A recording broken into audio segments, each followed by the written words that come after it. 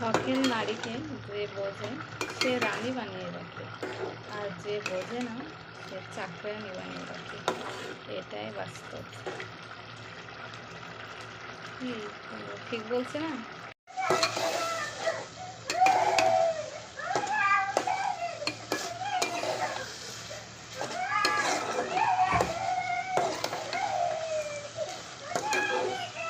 শখের বেটা যদি বলতো তোর রান্না আমার ভালো লাগে না, যা চলে যা, ঘাট ধাক্কা ধরে যদি রান্নাঘর থেকে বের করে দিত, যা তোর রান্নার আমি খাবো না, আমি নিজেই রান্না করে খাবো, তাহলে যে কি শান্তি পেতাম।